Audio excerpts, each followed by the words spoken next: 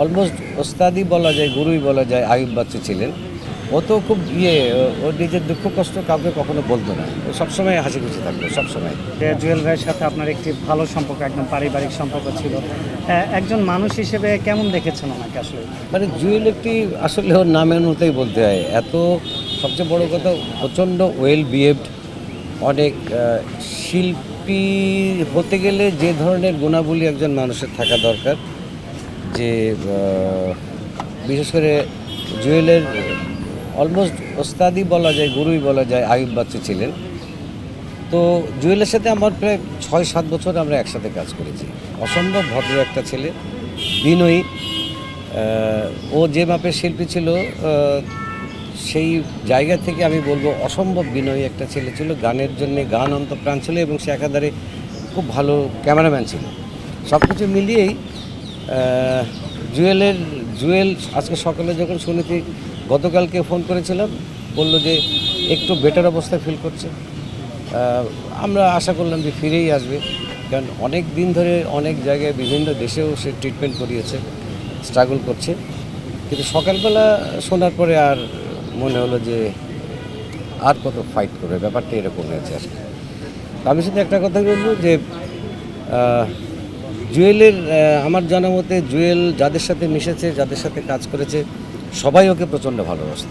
হ্যাঁ, ওর প্রতি কারোর কোনোরকম রাগ ক্ষোভ বা আছে বলে আমার জানা নেই।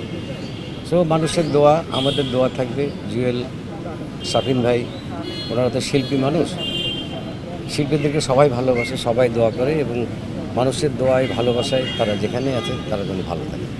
জুয়েল ভাইয়ের সাথে শেষ দেখা কবে হয়েছিল, এটা যদি একটু স্মৃতিচারণ করতেন? জুয়েলের সাথে শেষ দেখা, ও তো বাংলাদেশে কিছুদিন থাকতো, ইংল্যান্ডে কিছুদিন থাকতো, এবং বিভিন্ন প্রোগ্রামে আমাদের বিভিন্ন যে সমস্ত এই ধরনের প্রোগ্রামেই কিন্তু জুয়েলের সাথে লাস্ট দেখা হয়েছে। তখন বললো ওস্তাদ বললো, ওস্তাদ আপনার শরীর কেমন আছে, শুকিয়ে গেছেন কেন? আমি বললাম হ্যাঁ আছি, তুই ভালো আছিস তো? বলে আছি ভালো। ও তো খুব ওর নিজের দুঃখ কষ্ট কাউকে কখনো বলতো না। ও সবসময় হাসি খুশি থাকতো, সবসময়।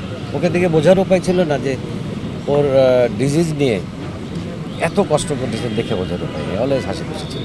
ভাই, একদম সর্বশেষ একটা প্রশ্ন। আজকে অনেকে আক্ষেপ করেছেন যে আমাদের দেশে সঙ্গীত শিল্পীরা জীবদ্দশায় প্রকৃত মূল্যায়নটা পায় না, এটা নিয়ে একটু বলবেন?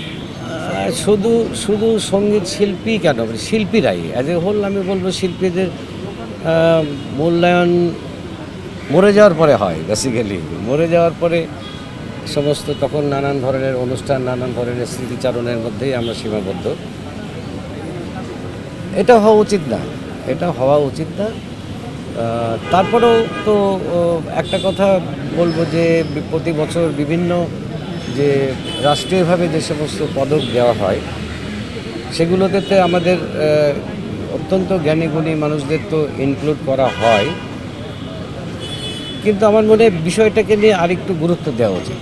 কারণ আমরা আসলে যদি বলি শিল্পীরাই জাতির বিবেক, শিল্পীরাই তো মানুষের সচেতন করা, মননশীল তৈরি করা, সব তো এই শিল্পীদের হাত দিয়ে হয়। সে একজন লেখক, একজন অভিনেতা, একজন পরিচালক, একজন গায়ক, একজন চিত্রশিল্পী, সবার মধ্যেই তো এইভাবেই ছড়িয়ে যায় মানুষের মধ্যে আলো। তো তাদের বিষয়ে অবশ্যই একটু গুরুত্ব সহকারে বিবেচনা করা উচিত বলে আমি মনে করি।